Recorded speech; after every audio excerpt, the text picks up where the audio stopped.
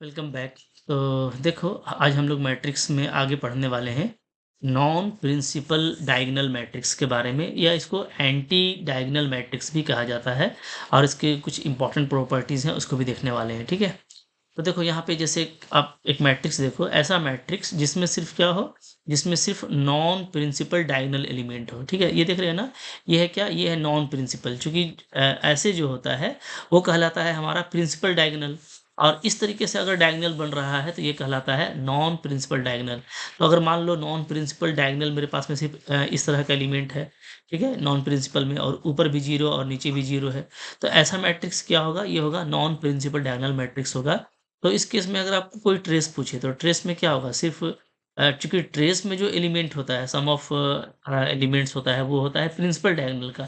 तो principal diagonal में अगर हम लोग देखेंगे तो ओनली हमको यहाँ पे D2 मिलेगा। ठीक है, इसका ट्रेस क्या आएगा, 0 प्लस D2 प्लस 0। तो ओनली आपको D2 मिलने वाला है। अच्छा, डिटर्मिनेंट वैल्यू इसका इंपॉर्टेंट होता है एग्जाम पॉइंट ऑफ व्यू से, चूंकि ऐसा क्वेश्चन देख करके आपसे डिटर्मिनेंट वैल्यू पूछा जाता है। ठीक है, तो डिटर्मिनेंट वैल्यू कैसे निकालेंगे, तो ये सिंपली हो जाएगा -1 का पावर ग्रेटेस्ट इंटीजर n/2 लीजिएगा। ठीक है, अगर मान लो ए जो है ना आपका n क्रॉस n का मैट्रिक्स है, तो उस केस में क्या होगा, -1 का पावर ग्रेटेस्ट इंटीजर n/2 और इंटू D1 D2 D3, मतलब जो भी नॉन प्रिंसिपल डायगोनल का एलिमेंट है उसको मल्टीप्लाई कर देंगे तो आपका डिटर्मिनेंट वैल्यू निकल जाएगा। ठीक है, जैसे मैं आपको एक एग्जांपल देता हूँ। मान लो कि मेरे पास में कोई ऐसा मैट्रिक्स है, ठीक है, A इज इक्वल टू इस तरह का मैट्रिक्स है, मान लीजिए। ठीक है, 0 0 0 2 0 0 1 3 0 1 2, सॉरी सबको 0 लेना है, 0 ये भी 0 ले लीजिए। ठीक है, और 5 0 0 0। तो ये मैंने देखो एक मैट्रिक्स लिया, तो आप देखोगे ना कि ये क्या है, इसमें आप देख रहे हैं कि ओनली आपका जो है नॉन प्रिंसिपल डायगोनल एलिमेंट है, बाकी ऊपर नीचे सारा जीरो है। तो यहाँ पे अगर हमको इसका डिटर्मिनेंट वैल्यू पूछ दे तो बताइए इसका डिटर्मिनेंट वैल्यू क्या होगा, तो वो सिंपली क्या हो जाएगा, सिंपली -1 लेंगे। ठीक है, इसका पावर करेंगे, तो ये चूंकि 4 क्रॉस 4 का है, तो इसका जो ग्रेटेस्ट इंटीजर वैल्यू होगा वो 4/2, यानी सिंपली 2। ठीक है, और आपका मल्टीप्लाई हो जाएगा 2 इंटू 1 इंटू 1 इंटू 5, जो भी यहाँ पे नॉन प्रिंसिपल डायगोनल का एलिमेंट है उसको मल्टीप्लाई कर दिए। तो अब देखो 2 का ग्रेटेस्ट इंटीजर वैल्यू 2 ही होता है, तो ये पॉजिटिव हो जाएगा, -1 का स्क्वायर। ठीक है, तो हमको ओनली यहाँ पे 10 बचेगा। तो इस तरीके से बिल्कुल क्विकली जो है हम लोग डिटर्मिनेंट फाइंड आउट कर सकते हैं इस तरह का मैट्रिक्स का। अच्छा, जो इम्पोर्टेंट मैट्रिक्स है उसमें वो ये इस तरह का भी मैट्रिक्स होता है। ठीक है, जिसे जहाँ पे क्या होता है, जहाँ पे आपको ना जो नॉन प्रिंसिपल डायगोनल एलिमेंट है वो सब आपको 1 1 1 दे दिया जाएगा। जैसे आप देख सकते हो यहाँ पे सारा क्या है, 1 1 1 है, और बाकी ऊपर भी जीरो है, नीचे भी जीरो है। इस तरह का मैट्रिक्स ज़्यादा इंपॉर्टेंट है एग्जाम पॉइंट ऑफ व्यू से। और अगर ये n क्रॉस n ऑर्डर का है तो आपको याद रखना है यहाँ पे कि a⁴n कीजिएगा तो आइडेंटिटी मैट्रिक्स मिल जाएगा उसी ऑर्डर का, अगर n आपका इवेन है। और अगर हम n को ऑड लेते हैं, यानी ऑड ऑर्डर का अगर मैट्रिक्स होगा तो a⁴n कीजिएगा तो a मिलेगा। ठीक है, तो ये बहुत ही इंपॉर्टेंट है, एग्जाम पॉइंट ऑफ व्यू से इसका बहुत यूज़ किया जाता है। मैं आपको एक क्विक एग्जांपल दिखाता हूँ।